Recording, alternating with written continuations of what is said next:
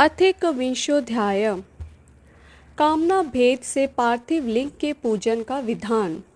ऋषिगण बोले, हे व्यास शिष्य सूत जी, हे महाभाग, आपको नमस्कार है। हे तात, आपने अच्छे प्रकार से पार्थिव वार्चन की विधि बताई। अब सकाम पूजन में मनोवांछित पदार्थ के अनुसार कितने संख्या में पार्थिव लिंगों के पूजन की विधि है, हे दीन वत्सल, हमें कृपा पूर्वक बताइए। सूत जी बोले, हे ऋषियों, आप सब लोग पार्थिव पूजन की विधि का श्रवण करें, जिसका अनुष्ठान करने से मनुष्य कृतकृत्य हो जाता है।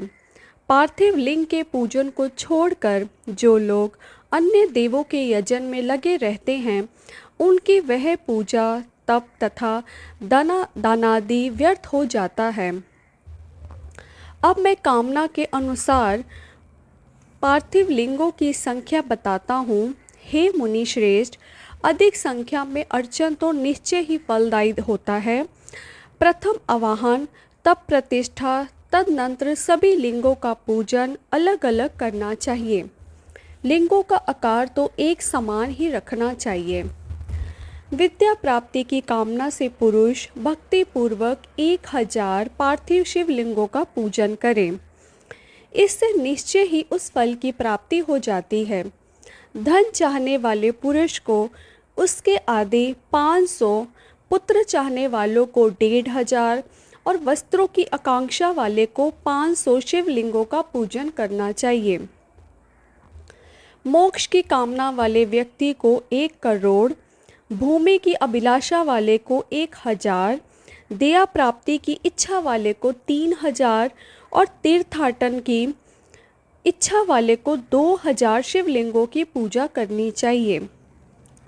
मित्र प्राप्ति की इच्छा वाले को 3000 तथा अभिचार कर्मों में 500 से लेकर 1000 तक पार्थिव शिवलिंगों के पूजन की विधि है। कारागार आदि के बंधन से छुटकारे की इच्छा से 1500 तथा राज भय से मुक्ति की इच्छा से 500 शिवलिंगों का पूजन बुद्धिमानों को जानना चाहिए। चोर आदि के संकट से बचने के लिए 200 और डाकनी आदि के भय से मुक्ति हेतु 500 पार्थिव शिवलिंगों का पूजन बताया गया है।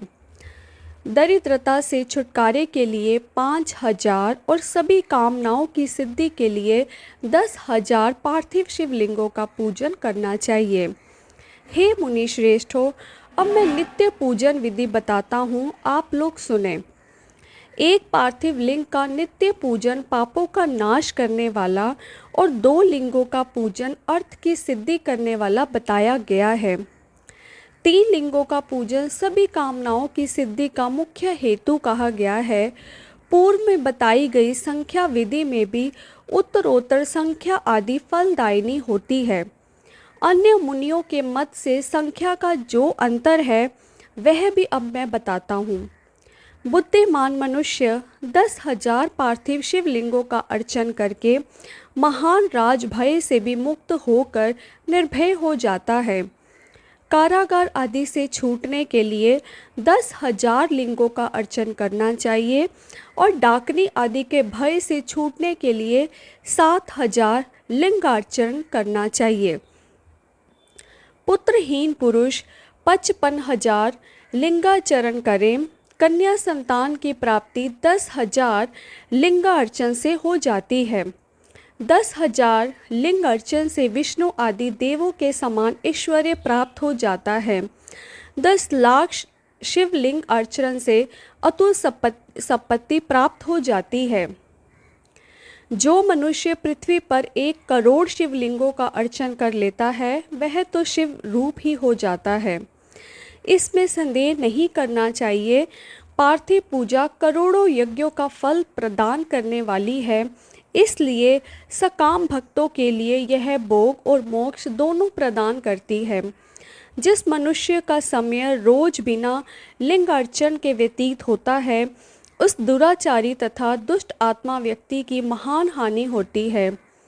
एक और सारे दान, विविध व्रत, तीर्थ, नियम और यज्ञ है, तथा उनके समकक्ष दूसरी ओर पार्थिव शिवलिंग का पूजन माना गया है। कलयुग तो जैसे श्रेष्ठ लिंग अर्चन दिखाई देता है, ऐसा अन्य कोई साधन नहीं है। यह समस्त शास्त्रों का निश्चित सिद्धांत है। शिवलिंग भोग और मोक्ष देने वाला तथा विविध आपदाओं का निवारण करने वाला है। इसका नित्य अर्चन करके मनुष्य शिव सायुज्य प्राप्त कर लेता है। महर्षियों को शिव नामम्य इस लिंग की नित्य पूजा करनी चाहिए। यह सभी लिंगों में श्रेष्ठ है, अतः विधान पूर्वक इसकी पूजा करनी चाहिए। हे मुनिवरों, परिणाम के अनुसार लिंग 3 प्रकार के कहे गए हैं, उत्तम, मध्यम और अधम। इससे आप लोग सुने। मैं बताता हूँ। जो 4 अंगुल ऊंचा और देखने में सुंदर हो तथा वेदों से युक्त हो, उस शिवलिंग को शास्त्रज्ञ महर्षियों ने उत्तम कहा है। उसे आधा मध्यम और उससे भी आधा अधम माना जा गया है। इस तरह 3 प्रकार के शिवलिंग कहे गए हैं जो उत्तरोत्तर श्रेष्ठ हैं। जो भक्ति तथा श्रद्धा से युक्त होकर अनेक लिंगों के मन से नित्य पूजा करता है, वह मनोवांछित कामनाओं की प्राप्ति कर लेता है। चारों वेदों में लिंग अर्चन से बढ़कर कोई पुण्य नहीं है। सभी शास्त्रों का भी यही निर्णय है। विद्वान को चाहिए कि समस्त कर्म प्रपंच का त्याग करके परम भक्ति के साथ एकमात्र शिवलिंग का विधिवत पूजन करें। केवल शिवलिंग की पूजा हो जाने पर समग्र चराचर जगत की पूजा हो जाती है। संसार सागर में डूबे हुए लोगों के तरने का अन्य कोई भी साधन नहीं है। अज्ञान रूपी अंधकार से अंधे हुए तथा विषय वासनाओं में आसक्त चित्त वाले लोगों के लिए इस जगत में भव सागर से पार होने हेतु लिंग अर्चन के अतिरिक्त अन्य कोई नौका नहीं है। ब्रह्मा, विष्णु आदि देवता, मुनिगण, यक्ष, राक्षस, गंधर्व, चारण, सिद्धजन, दैत्य, दानव, शेष आदि नाग, गरुड़ आदि पक्षी, प्रजापति, मनु, किन्नर और मानव समस्त अर्थ सिद्धि प्रदान करने वाले शिवलिंग की महान भक्ति के साथ पूजा करके अपने मन में स्थित उन समस्त अभीष्ट कामनाओं को प्राप्त कर चुके हैं। ब्राह्मण, क्षत्रिय, वैश्य, शूद्र अथवा विलोम संस्कार कोई भी क्यों न हो, वह अपने अधिकार के अनुसार वैदिक अथवा तांत्रिक मंत्र से सदा आदर पूर्वक शिवलिंग की पूजा करें। हे ब्राह्मणों, हे महर्षियों, अधिक कहने से क्या लाभ। शिवलिंग का पूजन करने से स्त्रियों का तथा अन्य सब लोगों का अधिकार है। द्विजों के लिए वैदिक पद्धति से ही शिवलिंग की पूजा श्रेष्ठ है, परंतु अन्य लोगों के लिए वैदिक मांग से पूजा करने की सम्मति नहीं है। वेदज्ञ द्विजों को वैदिक मार्ग से ही पूजन करना चाहिए, अन्य मार्ग से नहीं। यह भगवान शिव का कथन है। दधीचि, गौतम आदि के शाप से जिनका चित्त दग्ध हो गया है, उन द्विजों की वैदिक कर्म में श्रद्धा नहीं होती। जो मनुष्य वेदों अथवा स्मृतियों में कहे हुए सत्कर्मों की अवहेलना करके दूसरे कर्म को करने लगता है, उसका मनोरथ कभी सफल नहीं होता। इस प्रकार विधि पूर्वक भगवान शंकर का नैवेद्यांत पूजन करके उनकी त्रिभुवनमयी 8 मूर्तियों का भी वहीं पूजन करें। पृथ्वी, जल, अग्नि, वायु, आकाश, सूर्य, चंद्रमा तथा यजमान, ये भगवान शंकर की 8 मूर्तियां कही गई हैं। इन मूर्तियों के साथ साथ शर्व, भव, रुद्र, उग्र, भीम, ईश्वर, महादेव अथवा पशुपति, इन नामों की भी अर्चना करें। तदनंतर चंदन, अक्षत और बिल्व पत्र लेकर वहाँ ईशान आदि के क्रम से भगवान शिव के परिवार का उत्तम भक्ति भाव से पूजन करें। ईशान, नंदी, चंड, महाकाल, भृंगी, वृष, संकंद, कपर्दीश्वर, सोम तथा शुक्र, ये 10 शिव के परिवार हैं, जो क्रमशः ईशान आदि 10 दिशाओं में पूजनीय हैं। तत्पश्चात भगवान शिव के समक्ष वीरभद्र का और पीछे कीर्ति मुख का पूजन करके विधि पूर्वक 11 रुद्रों की पूजा करें। इसके बाद पंचाक्षर मंत्र का जप करके शतरुद्रीय का पाठ तथा नाना प्रकार की स्तुतियाँ करके शिव पंचांग का पाठ करें।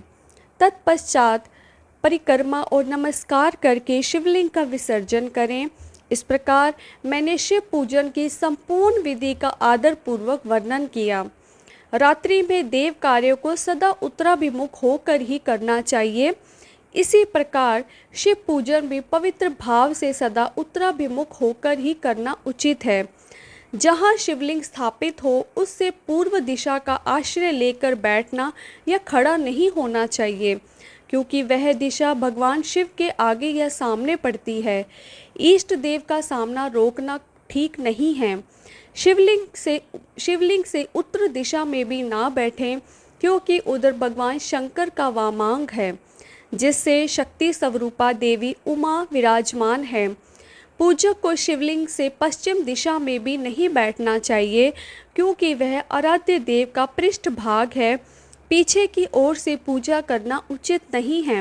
अतः अवशिष्ट दक्षिण दिशा ही ग्राह्य है, उसी का आश्रय लेना चाहिए।